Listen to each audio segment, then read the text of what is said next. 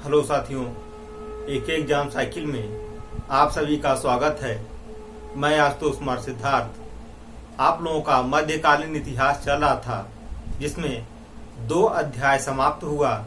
आज आपका तीसरा अध्याय जो है चोल साम्राज्य। आज हम तीसरा अध्याय देखेंगे, चोल साम्राज्य।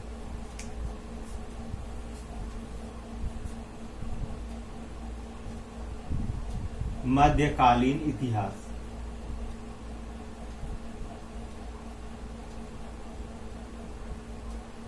मध्यकालीन इतिहास। मध्यकालीन इतिहास में अध्याय 3 अध्याय 3 इसका जो नाम है अध्याय का, चोल साम्राज्य। चोल साम्राज्य जो कि एग्जाम के पॉइंट ऑफ व्यू से ये जो चोल साम्राज्य है काफी महत्वपूर्ण है। अब इसके बारे में हम देखेंगे, चोल साम्राज्य के बारे में देखेंगे। चोल साम्राज्य का जो शासन था 9वीं से 12वीं सदी तक था। 9वीं से 12वीं सदी तक इनका शासन था। 9वीं से 12वीं सदी तक इनका शासन था। 6वीं और 8वीं सदियों के बीच 6वीं और 8वीं सदियों के बीच 8वीं सदियों के बीच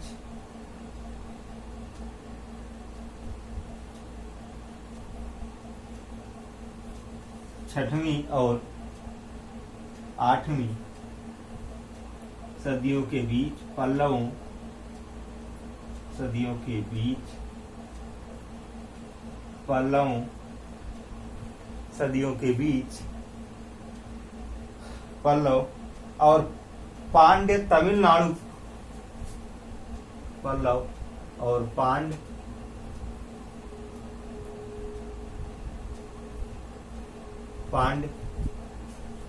पल्लव और पांड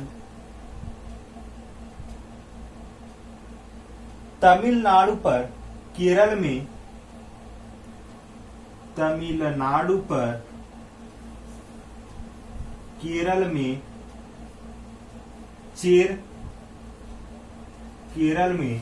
चेर चालुक्य महाराष्ट्र या चालुक्य महाराष्ट्र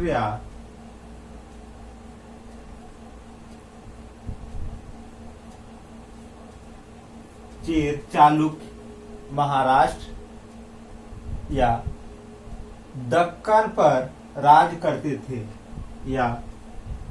दक्कन पर राज्य करते थे 6वीं और 8वीं सदियों के बीच पल्लव पांड्य तमिलनाडु पर केरल में चेर और चालुक्य महाराष्ट्र या दक्कन पर राज्य करते थे। पल्लव और जो पांड्य थे तमिलनाडु पर राज करते थे।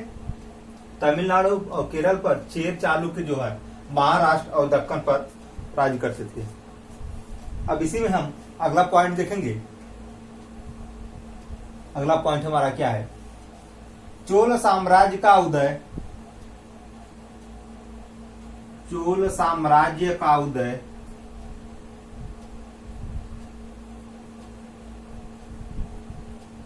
9वीं सदी में हुआ। 9वीं सदी में हुआ। चोल साम्राज्य का उदय जो है 9वीं सदी में हुआ। अब इसी में हम आगे देखेंगे, चोल साम्राज्य को दक्षिण भारत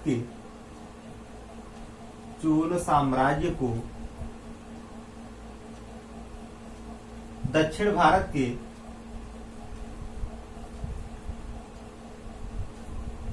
चोल साम्राज्य को दक्षिण भारत के इतिहास का चरम बिंदु, दक्षिण भारत के इतिहास का चरम बिंदु, चरम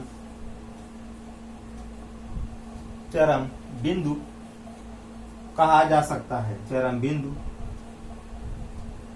कहा जा सकता है, कहा जा सकता है। चोल साम्राज्य का उदय 9वीं सदी में हुआ था। चोल साम्राज्य को दक्षिण भारत के इतिहास का चरम बिंदु भी कहा जाता है। अब इसी में हम देखेंगे आगे।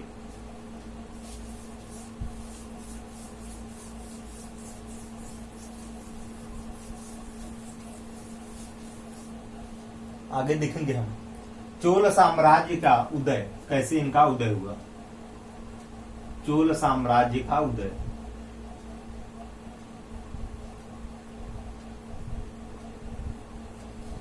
इनका उदय कैसे हुआ इसको देखेंगे। चोल साम्राज्य का संस्थापक, चोल साम्राज्य का जो संस्थापक, इनकी जो स्थापना किए थे विजयालय थे।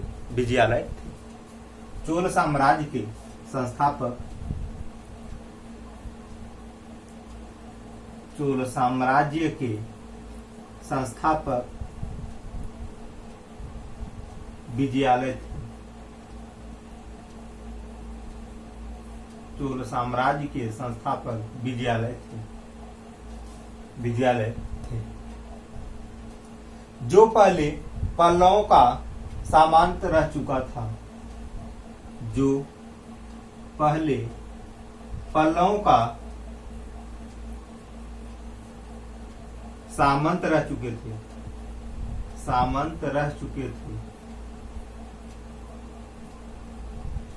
जो पहले पल्लवों का सामंत रह चुके थे।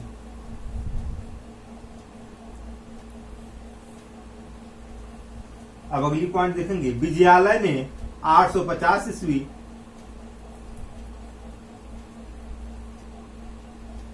यानी चोल साम्राज्य के जो संस्थापक थे विजयालय ने 850 में 850 ईस्वी में विजयालय ने 850 ईस्वी में तंजावुर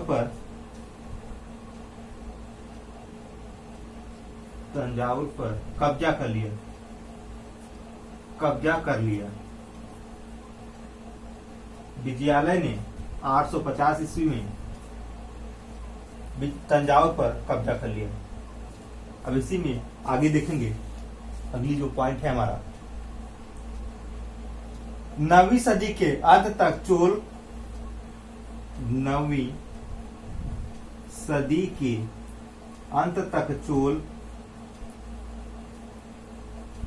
9वीं सदी के अंत तक चोल कांची के पल्लवों को भी हरा दिए। कांची के पल्लवों को भी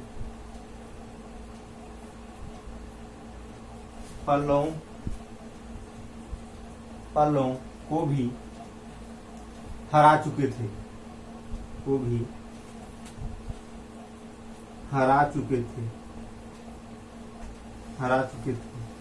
और पांडवों को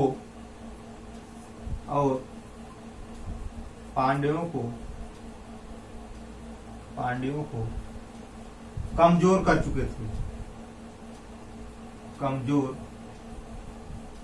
चुके थे।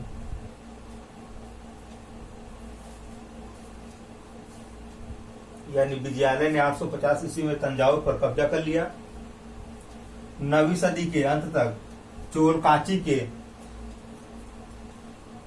के पल्लवों को भी हरा चुके थे और पांड्यों को कमजोर कर चुके थे। अब इसी में हम आगे देखेंगे अगला जो हमारा पॉइंट है।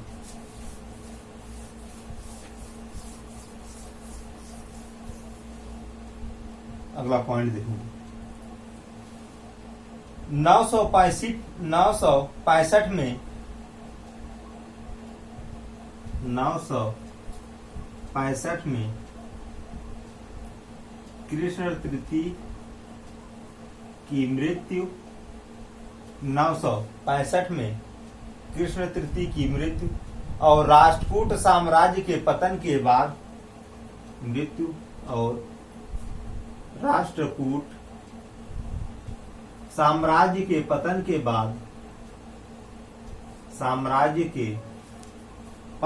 बाद राष्ट्रकूट साम्राज्य के पतन के बाद 2 सदियों तक दक्षिण भारत में 2 सदियों तक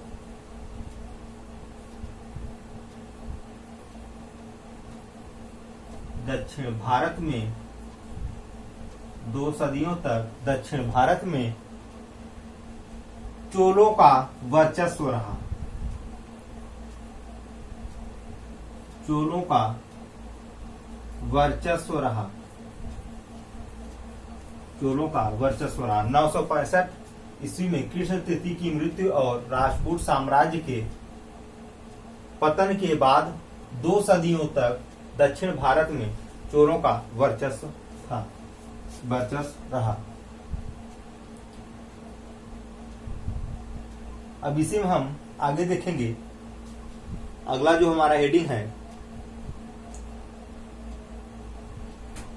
राजराज और राजेंद्र प्रथम का युग। राजराज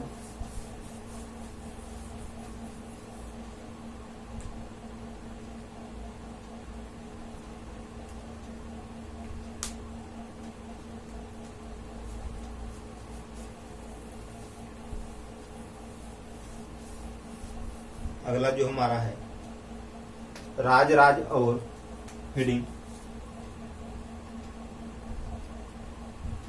राजराज और राजेंद्र प्रथम का युग।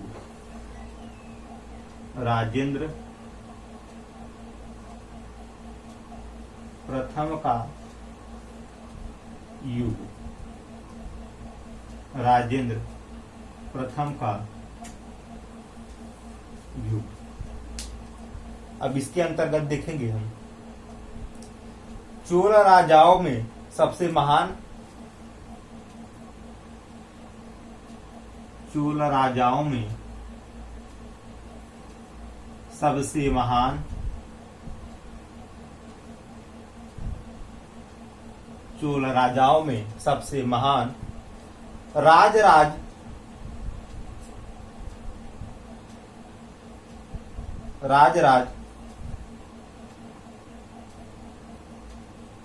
985 से 1014 985 से 1014 ईस्वी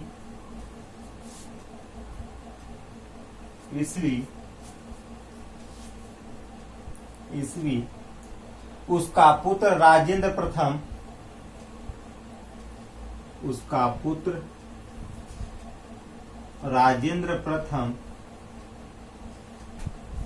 राजेंद्र प्रथम 1014 से 1044 ईस्वी तक थे। राजराज प्रथम ने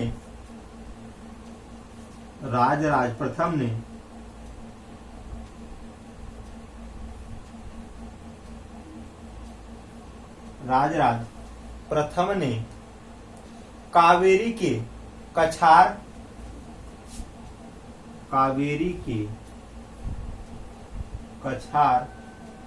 या डेल्टा समेत पूरे तमिल क्षेत्र को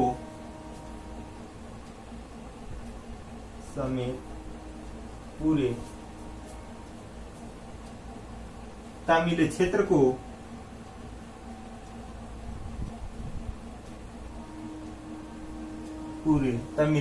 को एक शक्तिशाली राज्य में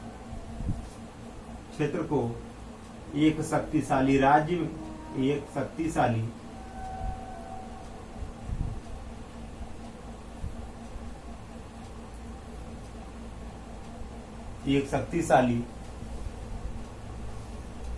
राज्य में एकजुट किया और एकजुट किया और उसके प्रभाव को उत्तर में स्थित और उसके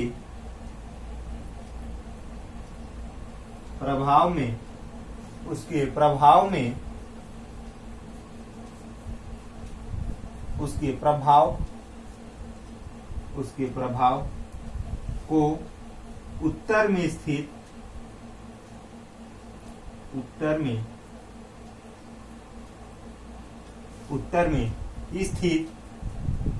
कलिंग या उड़ीसा तक फैला। कलिंग या उड़ीसा तक फैलाया।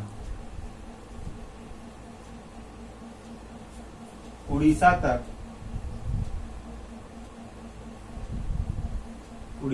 फैला। राजराज प्रथम ने कावेरी के कछार यानी डेल्टा समेत पूरे तमिल क्षेत्र को एक शक्तिशाली राज्य में एकजुट किया यानी इकट्ठा किया और उसके प्रभाव को उत्तर में स्थित कलिंगा, जिसे वर्तमान में उड़ीसा के नाम से जाना जाता है, वहां तक अपने साम्राज्य को फैलाया। अब इसी में हम आगे देखेंगे।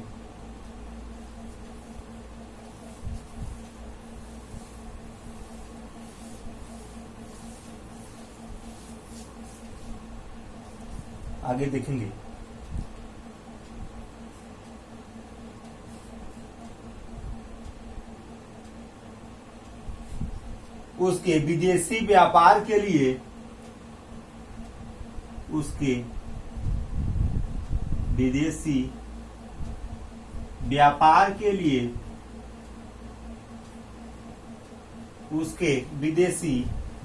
के लिए नौसेना के महत्व को समझा। नौसेना के महत्व को समझा।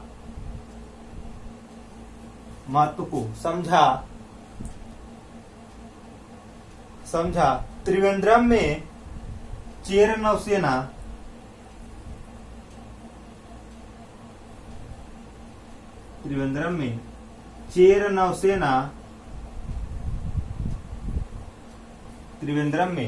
चेर नौसेना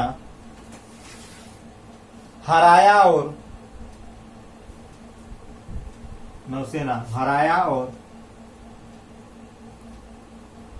क्यूलोन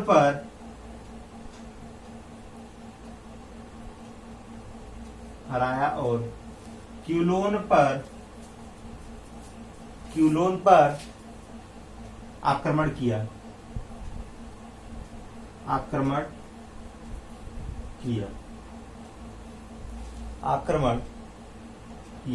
यानी राजराज जो प्रथम था, विदेशी व्यापार के लिए नौसेना के महत्व को समझा, त्रिवेंद्रम में चेर नौसेना को हराया और क्यूलोन पर आक्रमण कर दिया राजराज प्रथम ने। अब हम अगला पॉइंट देखेंगे इसी में। मालदीव की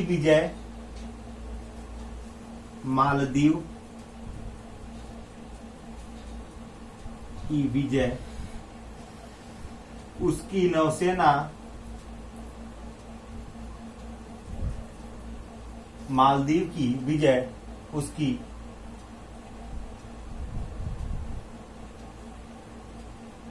उसके नौसैनिक कारनामों में से एक थी।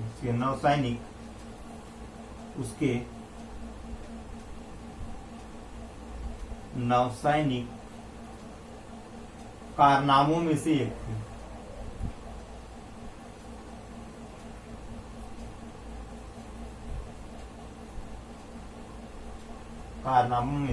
थी। मालदीव की विजय उसके नौसैनिक कारनामों में से एक थे।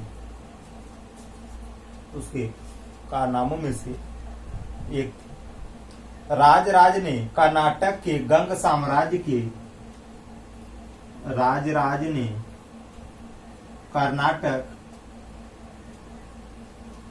कर्नाटक के गंग साम्राज्य के गंग साम्राज्य पश्चिमोत्तर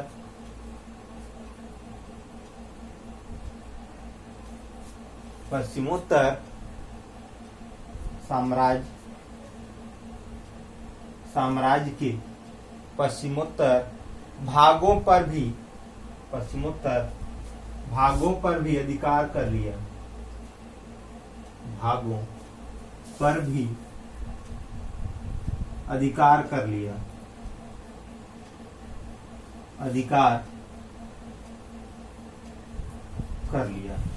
मालदीव की विजय उसके नौसैनिक कारनामों में से एक थी।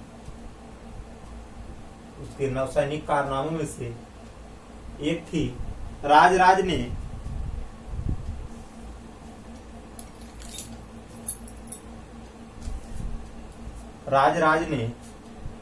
कर्नाटक के गंग साम्राज्य के पश्चिमोत्तर भागों पर भी अधिकार कर लिया, यानी अधिकार जमा लिया। अगला जो पॉइंट है, अगले पॉइंट की तरफ देखेंगे हम। अधिकार कर लिया और वेंगी को हराया। उसी पॉइंट में अधिकार कर लिया और वेंगी को हराया था। अब अगला पॉइंट देखेंगे हम। राजेंद्र प्रथम अपने पिता के जीवन काल में ही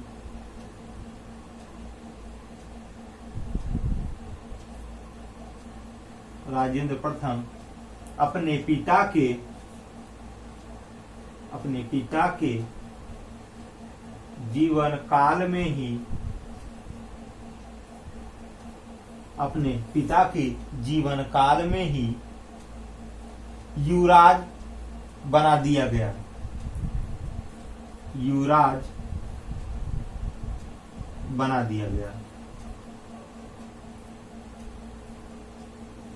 यानी राजेंद्र प्रथम जो थे अपने पिता के जीवन काल में भी राजा के बना दिए गए थे। अब इसी में हम अगला जो इसी में देखेंगे, उसके पांड्य और चेर क्षेत्रों को, यानी युवराज के पांड्य और चेर क्षेत्रों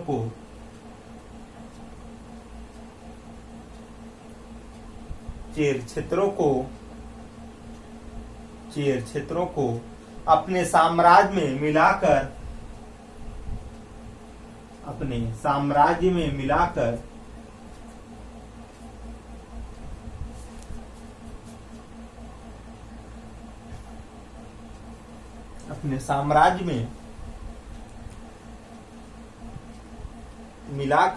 मिलाकर राजेंद्र प्रथम ने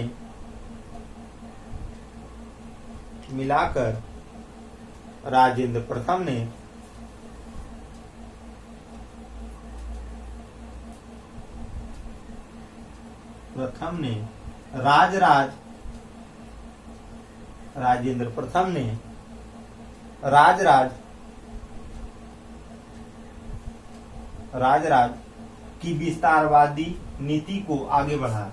राजराज की विस्तारवादी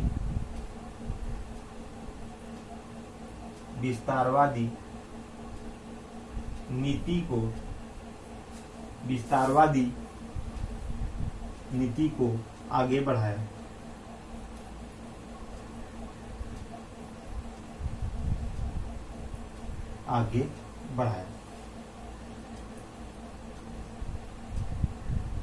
अब इसी में हम आगे देखेंगे।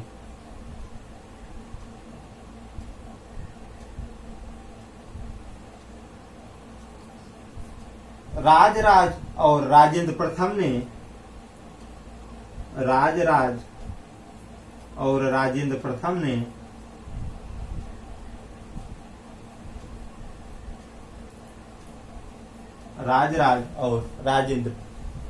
ने अपनी विजय की पहचान के रूप में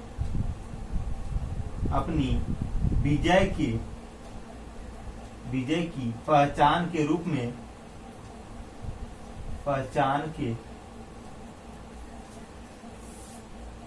अपनी विजय की पहचान के रूप में विभिन्न स्थानों पर शिव और विष्णु के विभिन्न स्थानों पर शिव और विष्णु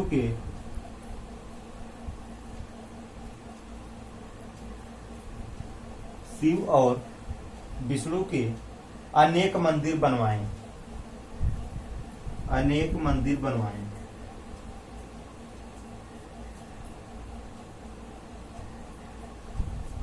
यानी राजराज और राजेंद्र प्रथम ने अपनी विजय की पहचान के रूप में विभिन्न स्थानों पर जहां ये लूटते थे वहां पर, यानी विभिन्न स्थानों पर शिव और विष्णु के मंदिर बनवाए गए थे। शिव और विष्णु के मंदिर राजेंद्र प्रथम और राजराज प्रथम ने ही बनवाया था। अपने विजय की पहचान के रूप में इन दो मंदिरों को बनवाया था। अब इसी में हम आगे देखेंगे।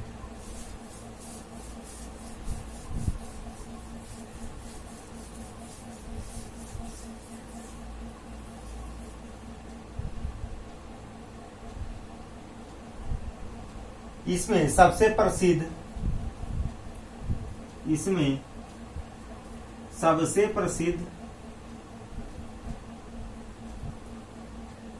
तंजावुर, इसमें सबसे प्रसिद्ध तंजावुर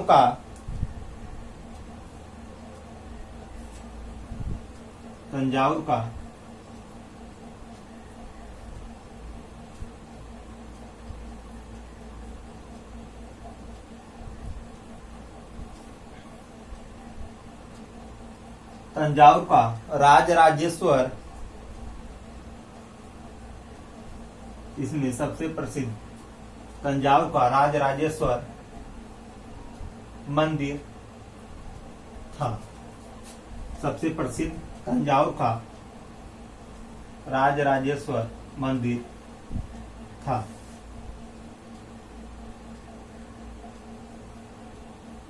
जो 1010 ईस्वी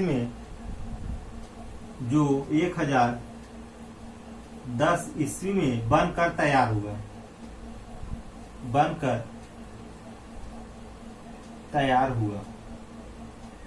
1010 ईस्वी में बनकर तैयार हुआ।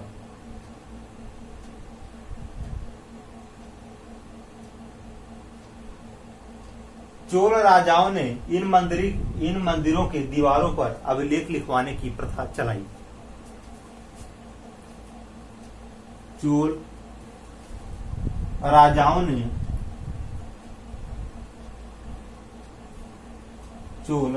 ने इन मंदिरों की दीवारों पर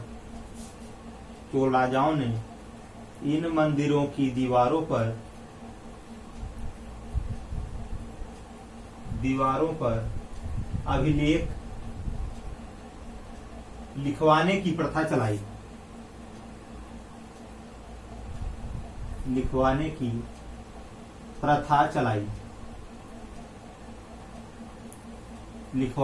प्रथा चलाई। जिसमें उनकी विजय के ऐतिहासिक वृत्तांत जिसमें उनके विजय की ऐतिहासिक वृत्तांत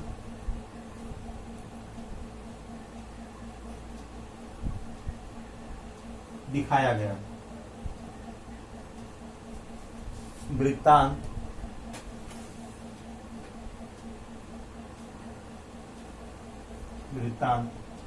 दिए जाते हैं।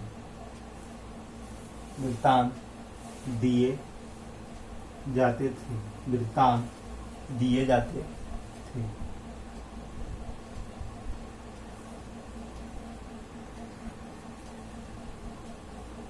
चोल राजाओं ने इन मंदिरों की दीवारों पर अभिलेख लिखवाने की प्रथा चलाई, जिसमें अनेक विजय की ऐतिहासिक वृत्तांत दिए जाते हैं। हमारा टॉपिक राज और राजेंद्र प्रथम का युग चल रहा था, जिसमें अभी इसमें कुछ पॉइंट और बचे हुए हैं, इसको कल देखेंगे। आज इस वीडियो को हम यहीं पर रोकते हैं। अगर ये वीडियो आपके एग्जाम के पॉइंट ऑफ व्यू से बढ़िया लगे तो इस वीडियो को ज़्यादा से ज़्यादा शेयर करिएगा, लाइक करिएगा और कमेंट करिएगा। हमारे चैनल को ज़्यादा से ज़्यादा सब्सक्राइब करिएगा। जय हिंद साथियों।